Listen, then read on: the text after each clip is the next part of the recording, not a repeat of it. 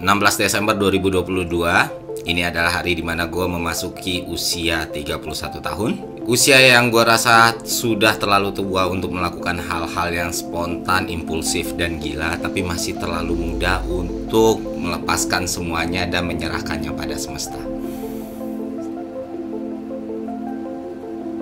Ulang tahun Bang Ferry, semoga makin jaya.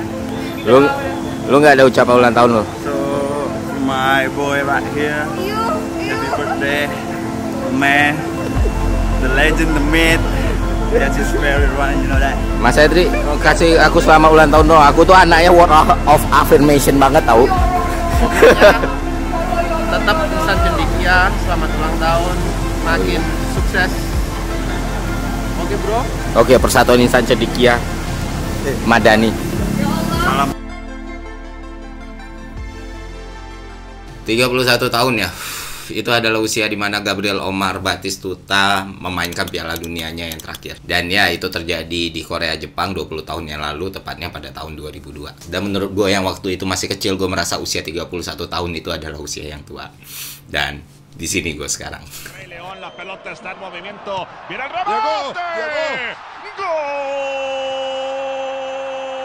Lalu seperti apa hidup yang gue jalani di usia 31 tahun ini? Ya, nggak ada yang spesial, biasa aja, sama aja kayak bapak-bapak entry level yang menuju usia parubaya pada umumnya ya.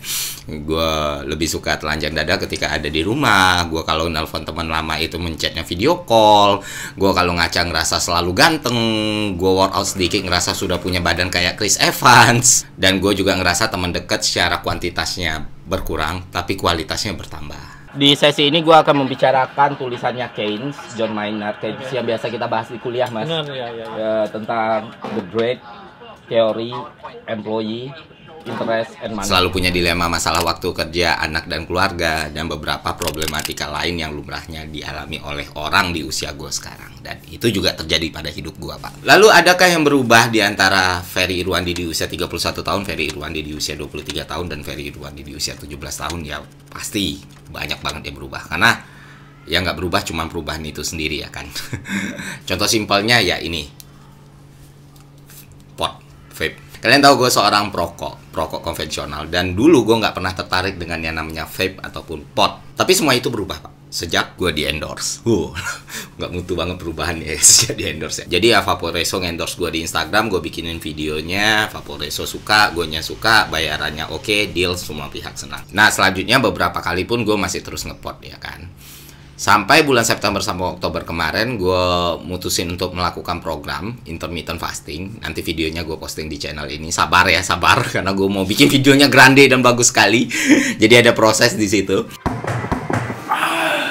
Namanya intermittent fasting kan ada jeda makan, ada puasanya gitu ya. Waktu dalam masa puasanya, yang jadi masalah itu bukan nahan laparnya gitu. Yang jadi masalah itu kadang mulut gue tuh butuh sensasi rasa gitu. Butuh ada manis-manis atau apapun lah gitu di dalam mulut gue. Dan nggak mungkin dong gue makan, karena itu kan nambah kalori di dalam tubuh gue. Jadi ya ngakalinnya gue nge-vape, gue ngepot, dan itu membantu sekali. Nah sejak saat itu gue makin sering nge-vape. Sampai waktu gue ke Bali kemarin, pot gue hilang. Terus gue pusing ya kan, waduh gak enak banget, udah mulai kebiasa, terus pot gue hilang, akhirnya gue beli ini. Ini ya Vaporeso juga, X-Rose 3. Gue beli karena gue nonton YouTube, gue lihat reviewnya bagus-bagus, terus katanya cartridge-nya pakai 0,6 ohm, bukan ahlinya vape ya. Dan katanya ini lebih bisa munculin layer dari flavor yang kita pilih gitu. Dan waktu gue coba beneran, karena masih ada liquid yang sedikit kaya, gue coba, ternyata beneran rasanya lebih tebal gitu lah. Udah itu aja kali ya. Nggak perlu gue review kan produknya ya kan. Tapi kalau Vaporeso ngerasa gue perlu nge-review produknya, ayo dong, kerjasama lagi dong, jadiin gue brand ambassador kayak ya kan. Ayo dukung Ferry jadi brand ambassador Vaporeso. Oh ya, kalau kalian nge-vape juga terus pengen tahu belinya di mana, linknya gue taruh di bawah. Ya udahlah, silakanlah dicoba. Kurang baik apa gue? Oke. Nah itu contoh kecilnya. Dan itu cuma terjadi dalam waktu 6 bulan, Pak. Dan di situ aja udah ada hal yang berubah dalam hidup gua. Nah satu yang nggak bisa dibantah saat lu memasuki kepala 3 adalah alam. Alam itu nggak bisa dilawan. Artinya apa? Artinya faktor biologis, cuy. Jadi waktu usia gue masih belasan atau 20 tahunan, gue mau makan apa aja itu ya udah badan gue segitu-segitu aja. Jadinya energi. Kalau sekarang gue nyuel kulit ayam aja sedikit itu rasanya perut gue langsung ngelar, Pak. Kesel banget ya kan. Langsung ada penyesalan gitu. Dulu waktu usia gue di awal 20 tahunan, gue adalah seorang yang ya bisa gue bilang workaholic, pekerja keras ya. Ya gue akuin, gue bisa kerja dimanapun, kapanpun. Tapi ketika usia gue menginjak kepala 3, oh semua jadi terasa lebih berat cuy. Walaupun gue lebih sering olahraga sekarang daripada dulu ya. Kalau sekarang ya boro-boro ngetik dikit pinggang linu ya kan. Kerja dikit pala pusing. Kurang tidur besoknya lemes. Makanya gue mau ngasih tahu ke teman-teman semua yang usianya masih 20 tahunan, apalagi masih awal-awal 20 tahunan atau bahkan belasan tahun gitu. Percayalah teman-teman, kalau kalian punya gagasan, kalian punya cita-cita, kalian punya sesuatu yang ingin kalian kejar, maka lakukanlah sekarang. Waktu badan kalian lagi prima-primanya nih. Waktu sel-sel tubuh kalian lagi oke-okenya ini. Supaya apa? Supaya nanti ketika badan lu sudah waktunya bermalas-malasan, ketika performa tubuh lu nggak lagi seperti dulu, lu bisa menikmati semua kemalas-malasan tadi tanpa penyesalan, Pak. Kalau lu emang mau ada perubahan dalam hidup lu, maka lakukanlah itu sendiri, jangan nunggu orang lain. Lu yang megang kendali diri lu sendiri, lu yang mengarahkan kemana arah tujuan lu sendiri, bukan orang lain. Lu nggak bisa terus-terusan berharap semesta akan berkompromi sama lu. Lu harus akui bahwa dunia ini ya mess up. Dunia ini kacau balau. Bagus kalau semua kondisi sesuai seperti yang lu mau. Bagus kalau semua orang aware soal ini, soal itu. Tapi kalau enggak, lu mau ngapain? Apa lu masih mau terus-terusan diemong, dimanja, dimengerti, dan dipahami? Kalau yang lu butuhin cuman afirmasi dan ilusi, ya lu nggak perlu kerja keras, lu tinggal nge-tweet. Kutuk semua hal yang lu nggak suka, benci semua hal yang nggak sesuai dengan keinginan lu. Atau rujak semua orang yang lu nggak sukai di sosial media. Percayalah, lu akan mendapatkan perhatian, lu akan mendapatkan afirmasi, bakal banyak yang komen di tweet lu, bakal banyak yang nge-like tweet lu, bakal banyak juga yang nge-retweet. Tapi apa yang kita dapat dari itu? Nggak ada selain dopamin yang berlimpah ruah. Makanya kalau lu ingin ada perubahan dalam hidup lu ingin ada sesuatu yang tercapai dalam hidup lu, ya lakukanlah sendiri gitu. If you want a thing done well, do it yourself. Ya, gue bisa ngomong kayak gini karena itu yang terjadi dalam hidup gue. Semua hal di dunia ini punya masanya gitu. Sekuat apapun dia, sepowerful apapun dia, sekeren apapun dia, dia pasti akan masuk ke dalam masa yang usang dan tidak lagi relevan. Makanya waktu itu sangat mahal. Lu nggak bisa membolak-balikan waktu sesuka lu. Lu nggak bisa balik ke 1 detik yang lalu atau 1 menit yang lalu gitu. Apa yang ada itulah yang lu punya. Jadi ya jangan disia-siain. Tentu kita berharap keberhasilan atas setiap hal yang kita lakukan di dunia ini. Siapa yang suka gagal coba? Gagal itu sakit dan menyakitkan gitu. Tapi ya, apakah kita akan selalu menjadikan ketakutan terhadap kegagalan sebagai alasan utama untuk tidak melakukan apapun dalam hidup kita? Kan enggak. Karena di usia ini gue melihat ya kegagalan itu seperti kematian. Ada yang bilang kegagalan adalah keberhasilan yang tertunda. Ya gue nggak sepakat. Ya karena menurut gue satu kegagalan adalah tanda untuk kegagalan yang lebih besar.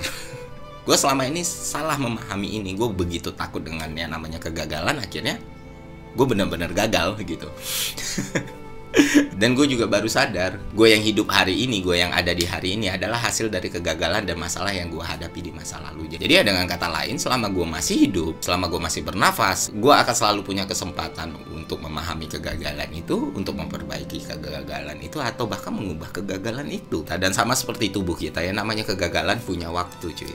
Semakin lu bertambah tua, semakin banyak tanggung jawab yang lu pegang, itu semakin besar resiko yang lu harus pertaruhkan. Dia mumpung lu masih muda, menarilah dengan keberhasilan lu dan berdansalah dengan kegagalan lu gitu. Jangan hancur karena sombong lu dan jangan remuk karena kecewa lu. Dan sering juga orang mengaitkan pertambahan usia dengan kesempatan untuk mempelajari hal yang baru. Gue akuin semakin umur gue bertambah semakin sulit untuk belajar. Ya, tapi balik lagi, sulit bukan berarti mustahil. Artinya, walaupun itu susah dilakukan, tapi lu masih bisa melakukan hal baru di usia lu yang mungkin tidak lagi muda. Gue belajar videografi itu usia 26 tahun. 2 tahun kemudian gue menang MLD Content Hunt Season 3. Gue baru belajar naik skateboard usia 29 tahun dan sekarang itu jadi salah satu hobi yang gue gemari. Ada banyak hal yang baru gue pelajari di usia gue yang gak lagi muda. Memang sulit, iya. Tapi bukan berarti gak bisa. Karena belajar itu adalah esensi dasar dari manusia kan. Teruslah belajar sampai lu di liang lahat nanti cuy. Karena akan selalu ada hal yang bisa lu pelajari. Kita nggak akan pernah kekurangan bahan untuk belajar. Jadi ya nikmatilah proses belajar itu, baik lu muda maupun tua gitu loh. Lu tetap ada kesempatan untuk mempelajari hal yang baru. Dan itu yang gue rasain sekarang. Dan kadang apa yang lu baru pelajari bisa jadi hal yang merubah hidup lu nantinya. Itu sih. Dan terakhir soal YouTube gua. Ini salah satu hal yang berpengaruh besar dalam kehidupan gua belakangan ini ya. Keputusan gua untuk nge-YouTube gitu. Gue punya channel YouTube itu dari tahun 2010 karena beberapa faktor, termasuk takut gagal tadi, takut direndahkan orang lain, takut diomongi orang lain, karena ngerasa tidak kompeten, karena ngerasa waktunya sudah terlambat. Akhirnya gue biarin channel gue 10 tahun nggak gue isi apa-apa, nggak gue buat apa-apa, dan gue jadi semakin tua. Tahun 2020 gue putuskan untuk membuat konten di YouTube, dan disinilah kita sekarang, ya kan? Ya lumayan lah, 2 tahun 500.000 subscriber. Di sini gue mau ngucapin terima kasih kepada teman-teman yang masih nonton channel YouTube gue, masih menikmati video-video gue. Sekali lagi gue tekankan, gue manusia biasa. Gue sangat senang ketika ada orang yang memberikan komplimen atau respon positif terhadap channel ini atau konten yang gue buat. Gue masih ingat beberapa di antaranya, ada orang yang DM gue. Dia bilang dia kena depresi berat dan dia hampir mengakhiri hidupnya gitu. Ya singkat cerita, dia ketemu video gua, dia ngerasa ada value yang dia dapatkan yang selama ini nggak dia lihat. Ada sesuatu yang bikin dia sadar, ada wake up call kata dia. Dan akhirnya perlahan hidupnya mulai membaik. Kata psikiaternya kemajuannya sangat signifikan dan ketergantungan dia sama obat semakin berkurang. Jelas dong gue senang. Ternyata ada sedikit gunanya juga ya gue hidup gitu loh. Terus ada juga yang kemarin udah 7 tahun kuliah, udah mau mutusin berhenti dari kuliah, terus nonton video gua, terus kemarin ngirimin foto wisuda. Ada juga yang akhirnya dapat beasiswa di India, dan banyak cerita-cerita lain yang bikin gua wow, thanks God gitu loh.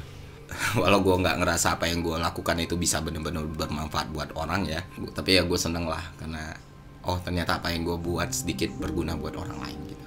Tapi di satu sisi ada hal yang harus gue omongin ke teman-teman.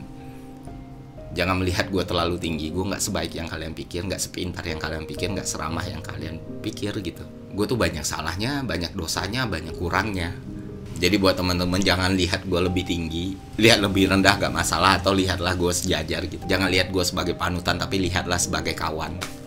Karena gue nggak mau ekspektasi kalian kepada gue jadi kekecewaan yang mendalam. Karena gue nggak sebagus atau hebat yang kalian pikir. Dan gue melakukan ini untuk diri gue sendiri kok, untuk uang, untuk AdSense, untuk ngidupin anak istri. Jadi ya Oke, terakhir, setahun ini gue sudah benar-benar berpikir apa yang akan gue lakukan dalam 5, 10, atau bahkan 20 tahunnya lagi. Dan gue sudah memutuskan sesuatu yang besar dalam hidup gue. Insya Allah gue udah buat keputusan. Ini akan jadi sebuah perjalanan yang panjang, tapi gue janjikan ke kalian ini jadi pertunjukan yang sangat grande dan spektakuler gitu. Dan gue berharap kalian menikmati pertunjukan ini. Oke, itu aja dari gue. Semoga konten ini bermanfaat. Sampai jumpa di konten selanjutnya. See ya.